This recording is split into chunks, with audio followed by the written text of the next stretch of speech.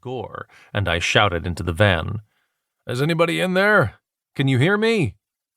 No answer, but I thought I heard a dull whimper. I staggered in the mud-slicked grass, fumbling through my pockets in search of my flashlight.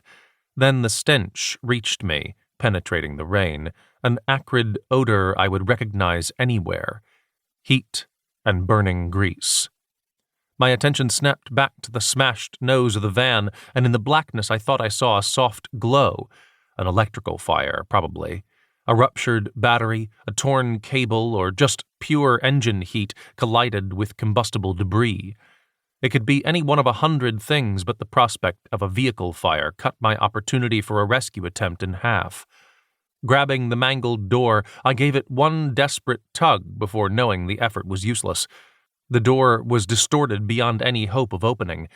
I looked to the rear end of the van only to find it driven against an oak tree, blocking the back doors. There were no rear windows, and the windshield was barricaded by the buckled mass of the van's hood. I made for the passenger's door, slipping and sliding through the mud, smelling growing heat and melting rubber. I felt the warmth on my face as I circled the front bumper, spitting rainwater and reaching the passenger door.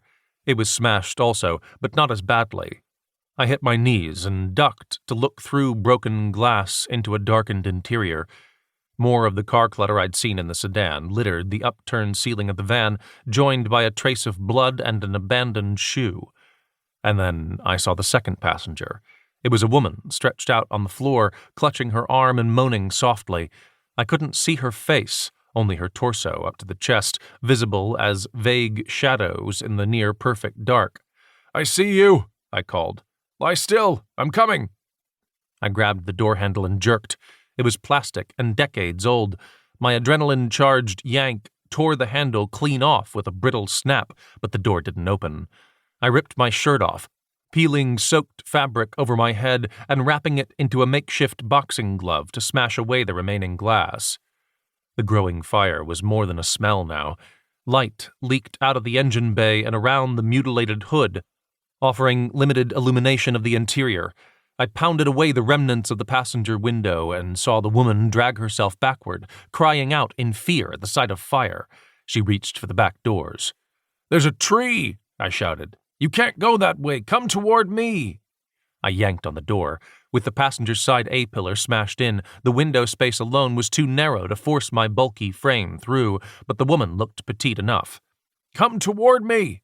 I called. An unintelligible cry answered from the van, but the woman didn't turn. I forced my head and one shoulder through the gap, wincing as sharp metal bit into my bare chest. The dangling arm of the dead driver smacked me in the face, and I forced it aside, twisting to look backward. Growing light flooded the interior, and I saw the woman. She was indeed small, not more than 100 pounds, curled up against the back door, her arm clamped at her side, her face obscured by a mass of blonde hair. She didn't turn as I pressed inside, and I called into the van again. "I'm here. It's okay. Just come toward me." The woman turned, the hair falling away, firelight flashing across her face. The breath caught in my throat, and I did a double take, blinking hard, certain that I wasn't seeing what I thought I saw. And then I pushed the thought away because it didn't matter. "Come toward me." She didn't move, shaking in the back. I beckoned with an outstretched arm, my back tingling as the fire grew hotter behind me. Still, she didn't move. I could see it in her eyes. She was shell-shocked. I wriggled out the window and tried the door again. It was caught on a mutilated latch, but as I tugged, I felt it give a little. I needed more force. I needed leverage.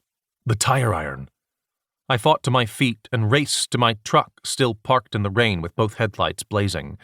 Leaping into the bed, I tore through my stacks of camping gear, tearing lids off plastic bins, and ripping past propane bottles and cooking implements.